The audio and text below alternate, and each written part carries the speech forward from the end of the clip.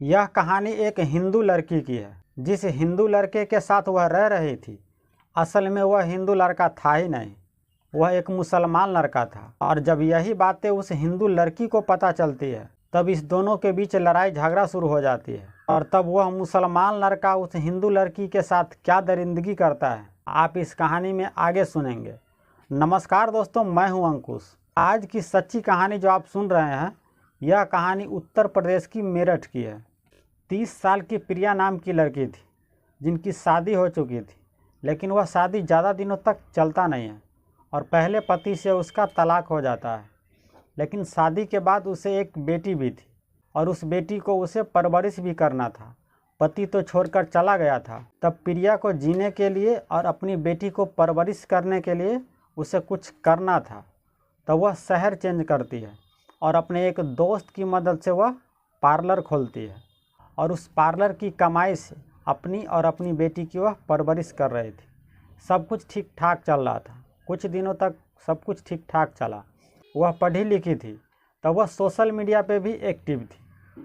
Facebook के जरिए उसे एक अनजान लड़के से दोस्ती हो जाती है और जिस अनजान लड़के से उनकी दोस्ती होती है, उस लड़के का नाम प्रोफाइल पे अमित गुर्जर लिखा हुआ था। उस अमित गुर्जर से प्रिया की दोस्ती हो जाती है और धीरे धीरे उन दोनों के बीच मैसेंजर के द्वारा बातचीत होने लगती है और कुछ दिनों के बाद व्हाट्सएप नंबर से भी बातचीत होने लगती है और इन दोनों के बीच प्यार हो जाता है।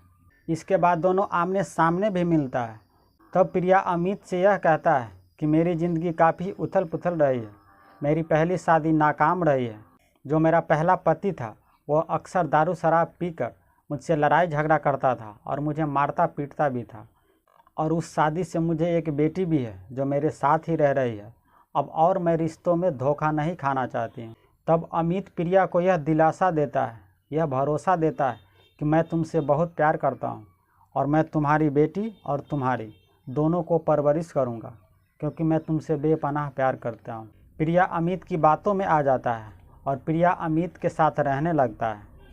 तब अमित प्रिया को और उसकी बेटी को एक दूसरे शहर में ले जाता है, जहाँ पे वह एक रूम किराए पे लेता है और आस पड़ोस के लोग के नज़रों में वह अपने आप को पति के तौर पे पेश करता है और प्रिया को और कशिश को अपनी बीबी और बेटी के रूप में पेश करता है।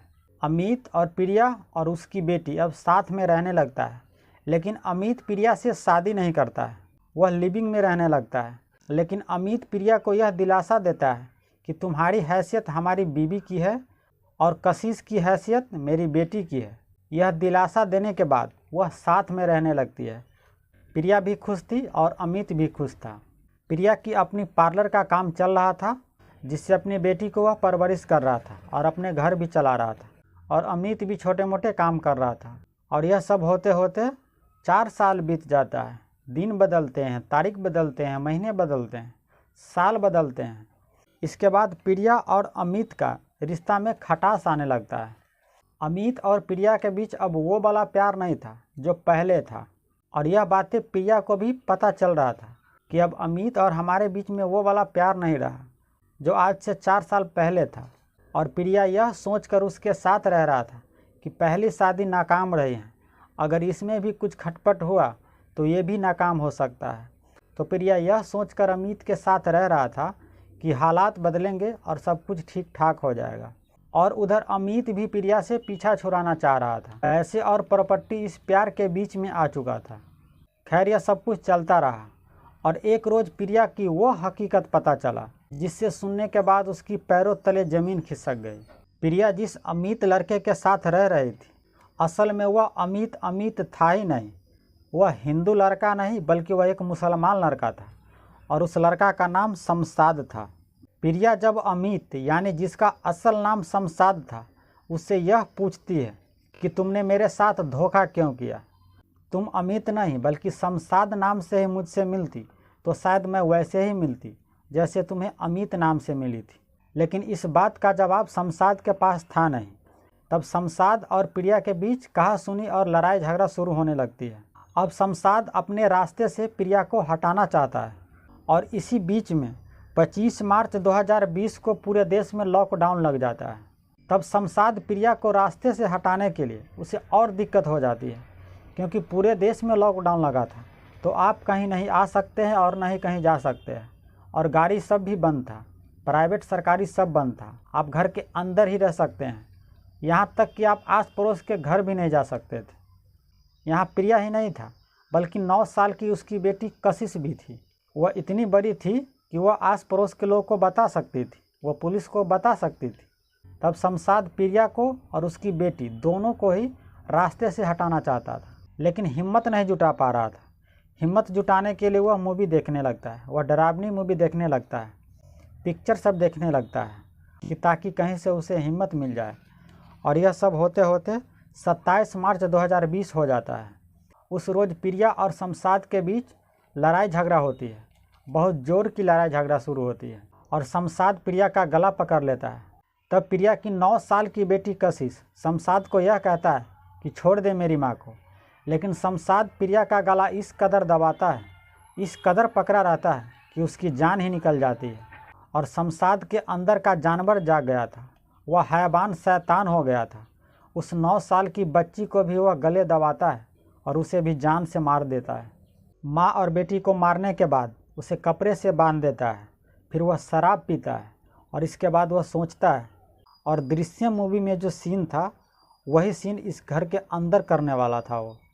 वह बगल की दुकान से फावड़ा ले आता है और बेड को हटाता है और उसे गड्ढा खोदने लगता है। पूरी रात वह गड्ढा खोदता है और प्रिया और कशिश की लाश को उस गड्ढे के अंदर रख देता है।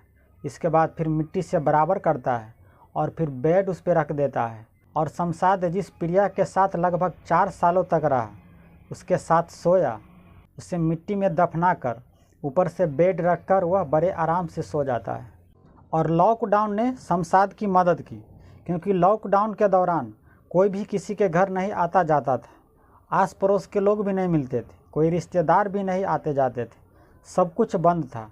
तब इस कत्ल को शमशाद ने बड़ी तसल्ली से अंजाम दिया।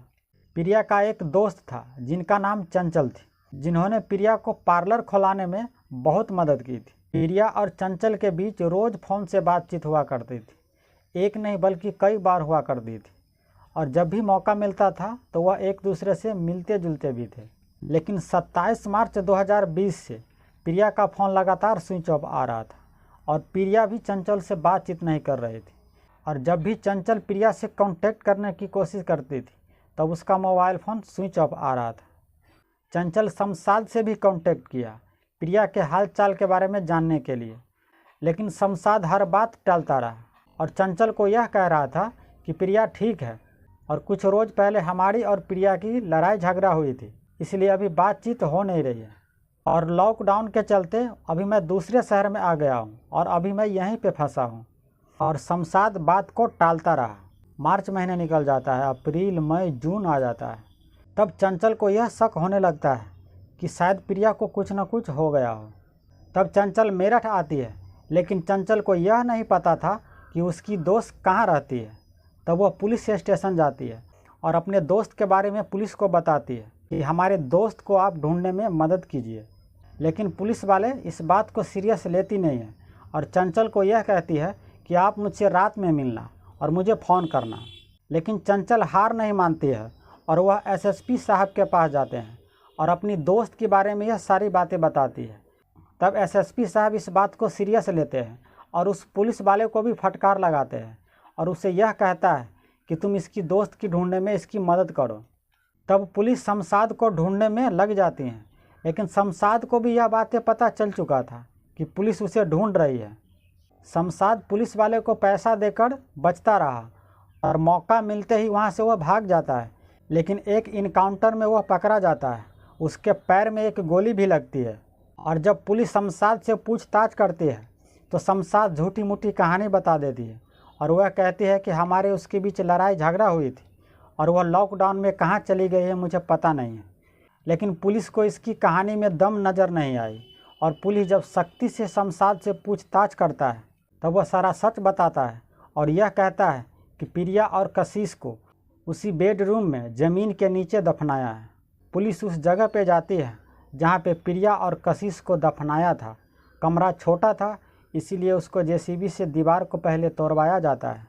इसके बाद उस बेड के नीचे गड्ढा खोदवाया जाता है और उस गड्ढे से 5 महीने के बाद 2 इंसानी कंकाल मिलता है और यह सब देखकर आसपास के लोग दंग रह जाते हैं। इसके बाद शमशाद को जेल भेज दिया जाता है। तो यह थी आज की एक अफसोसनाक कहानी। अगर प्रिया का दोस्त चंचल नहीं होता तो शायद प्रिया और कशिश का इंसाफ नहीं मिल पाता और यह बातें कभी पता भी नहीं चलती कि प्रिया और प्रिया की 9 साल की बेटी कशिश उसके साथ क्या हुआ था। तो यह थी आज की सच्ची कहानी दोस्तों। इस कहानी के माध्यम से हम किसी की भावना को ठेस नहीं पहुंचाना चाहते हैं, बल्कि हम आपको सतर्क करना चाहते हैं। तो अब आप हमें दीजिए इजाज़त, हम आपसे अगले वीडियो में मिलते हैं। तब तक आप अपना और अपने पूरे परिवार का ख्याल रखिएगा। जय हिंद, जय भारत।